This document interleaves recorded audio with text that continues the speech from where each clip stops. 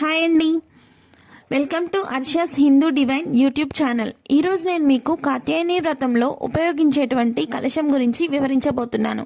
కలశ స్థాపన ఎలా చేసుకోవాలి, అలాగే ఆనవాయితీ ఉన్నటువంటి వారు మాత్రమే కలశ స్థాపన చేసుకోవచ్చా అనేటువంటి విషయాలపైన మీకు డౌట్స్ క్లారిఫై చేయబోతున్నాను.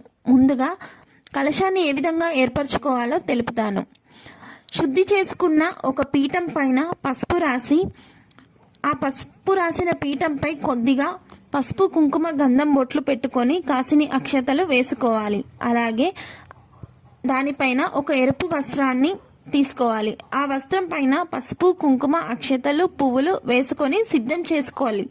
ఈ విధంగా సిద్ధం చేసుకున్న పీఠం పైన 3 గుప్పిళ్ళు కానీ లేదా 5 గుప్పిళ్ళు కానీ బియ్యాన్ని తీసుకొని ఆ వస్త్రం పైన ఏర్పరచుకోవాలి. ఈ విధంగా ఏర్పరచుకున్న వస్త్రంపై ఏదైనా ఒక లోహంతో చేసిన చెంబును తీసుకొని ఆ చెంబుకు నిండుగా పసుపు రాసి కుంకుమ గంధం బొట్లను అద్ది అలాగే ఒక మామిడి కంకణాన్ని కట్టి ఆ తర్వాత ఆ బియ్యం పైన చెంబును స్థాపితం చేసుకోవాలి. అలా స్థాపన చేసుకున్న చెంబులో శుద్ధమైన జలాన్ని సగం వరకు నింపి అందులో కొద్దిగా పసుపు కుంకుమ అక్షతలు, 1 రూపాయి బిళ్ళ మరియు పువ్వులు వేసుకోవాలి. ఈ విధంగా నీళ్లు పోసుకున్న చెంబులో మామిడి తోరణాన్ని కానీ లేదా 3 మామిడాకులను కానీ వేసి ఉంచుకోవాలి. ఆ తర్వాత నిండుగా పసుపు రాసిన ఒక కొబ్బరికాయని తీసుకొని ఆ కొబ్బరికాయకు కళ్యాణ తిలకాన్ని దిద్దాలి.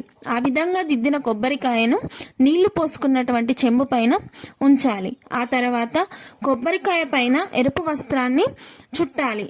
ఆ చుట్టిన ఎరుపు వస్త్రానికి కొంచెం గంధం కుంకుమ బొట్లు పెట్టుకోవాలి. ఆ తర్వాత ఆ వస్త్రానికి మాంగళ్య ధారణ చేయాలి. మంగళసూత్రాన్ని పసుపు కొమ్ముతో కానీ లేదా ఏదైనా ఒక లోహంతో కానీ తయారు చేసి ధరింప చేయవచ్చును. ఈ విధంగా కలశ స్థాపన చేసుకొని కాత్యాయని వ్రతంలో ఉపయోగించాలి. ఇలా ఉపయోగించిన కలశాన్ని మంగళవారం రోజు పూజ చేసుకున్న తర్వాత మరుసటి రోజు బుధవారం రోజు తీయవలసి ఉంటుంది.